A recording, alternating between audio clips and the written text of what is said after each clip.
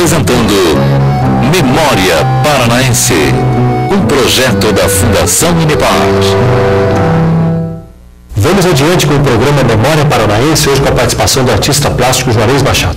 Juarez, retornando ao começo da década de 60, começo da televisão no Paraná, a rotina neste estúdio do Canal 6, como é que era o seu dia?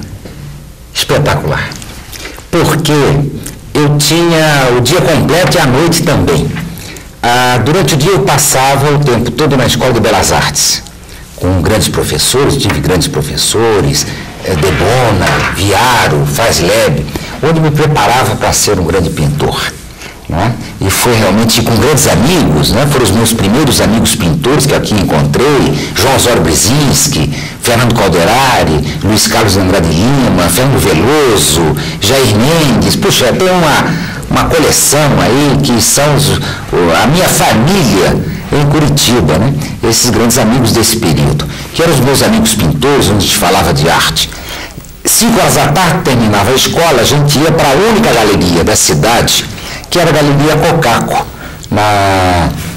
numa ruazinha ali, como é que se chama? Que sai da Rua 15 e vai para a biblioteca, em frente às lojas americanas. É uma portinha pequenininha, onde a gente se reunia com Aramis Milach, né? e jornalistas. Era um grupo de escritores, poetas, jornalistas, toda uma geração, todos nós tínhamos na época 20 e poucos anos, querendo ser artista, querendo fazer alguma coisa.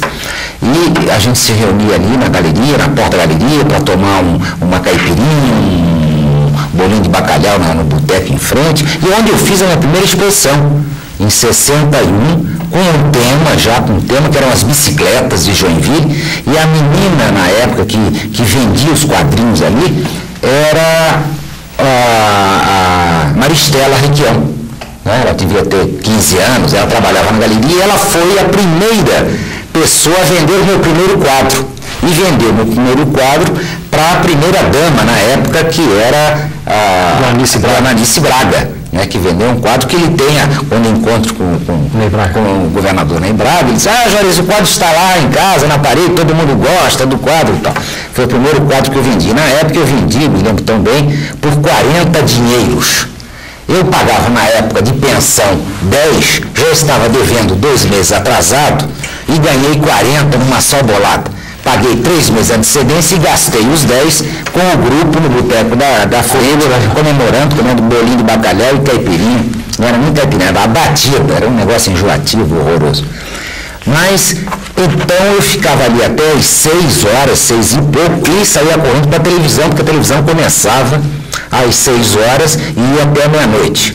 Onde eu encontrava um outro grupo, um outro universo da minha vida, que era o pessoal ligado ao rádio, à televisão e ao circo, os irmãos Queirodo, e grandes atores, e meu grande amigo, Ari Fontoura, que foi um personagem, e é ainda hoje um grande personagem, e um personagem da maior importância dentro do teatro de Curitiba. Ele tinha na época o Teatro de Bolsa, na Praça Rio Barbosa, junto com o Delay Rodrigues, Lala Schneider, né? O próprio Maurício Távora, com a Jane. Então já era um núcleo de teatro onde eu participava sempre como cenógrafo, desenhista, e também até trabalhava como ator, péssimo ator, mas eu nunca quis ser um ator, mas eu queria conviver, eu queria viver o espaço do palco, dentro do cenário que eu tinha feito, para tomar consciência e noção daquele espaço, para depois, mais tarde, aplicar isso na minha pintura. Você chegou a ir para o ar naquela época?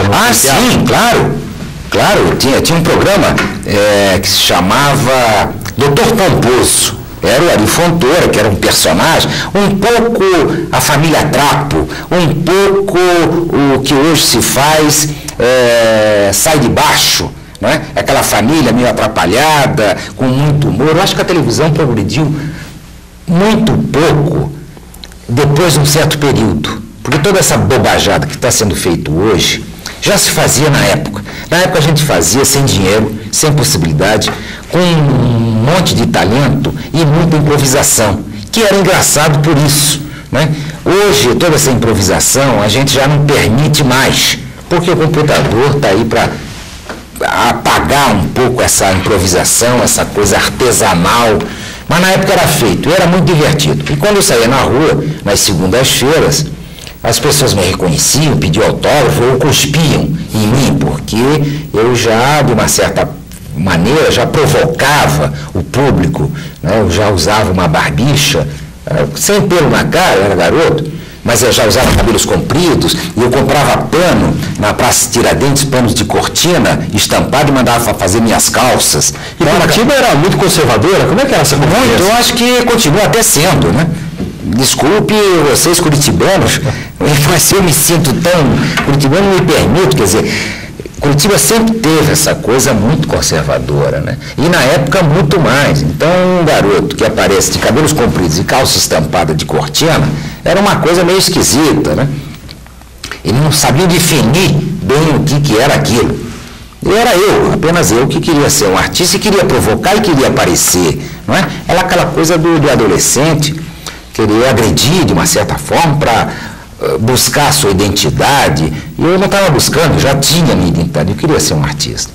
E com isso, quer dizer, eu já estava entrando também na cenografia do teatro, porque na época os grandes artistas vinham de fora, não é? Como grandes escritores, grandes autores e grandes diretores de teatro, Jane Rato, grandes atores como Cláudio Correia e Castro, que acabou ficando em Curitiba um tempo, morando aqui, casou com uma grande amiga nossa da Escola de Belas Artes, atores como Paulo Goulart, Nissete Bruno, o Teatro dos Sete com Fernanda Montenegro, todos eles circulavam aqui na cidade, fazendo televisão, fazendo teatro no Guairinha, porque não tinha o Guairão ainda, ou na reitoria. E eu era o cenógrafo oficial desse pessoal todo, não é? Grandes, e foi nesse período que eu conheci uma inteligência, uma cultura carioca que circulava por Curitiba muito. Milor Fernandes, Ziraldo, né? Quando inauguraram aqui a Megera Domada de Shakespeare, traduzido pelo Milor, em que eu executei o cenário. O Ziraldo foi o que fez a parte gráfica, os cartazes, e nessa época eu fiz uma exposição dentro do teatro com elementos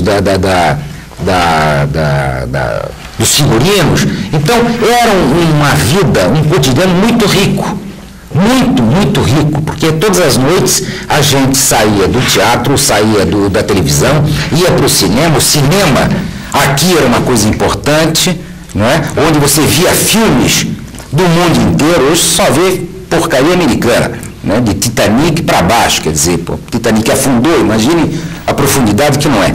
Então, nesse período havia debates, havia concertos, grandes artistas como Jacques Klein vinham fazer cursos de música aqui no inverno ou nas férias de verão. Então, o nosso cotidiano é de uma garotada de muita riqueza cultural. Como era a sua politização, sua participação, preocupação com o social? Nesta também fazia parte da década de 60. Também antes da tal famosa revolução, a gente já fazia parte do diretório da faculdade, da UP, né? Junto com sempre tão polêmico e contestador o Requião, né? Onde fazia parte. A gente fazia parte desse grupeto, já brigando pelos direitos, por certos direitos, né? E que foi uma coisa muito boa, que quando em 64 a coisa explodiu, e logo em seguida eu também peguei meu boné e fui embora para o Rio, né?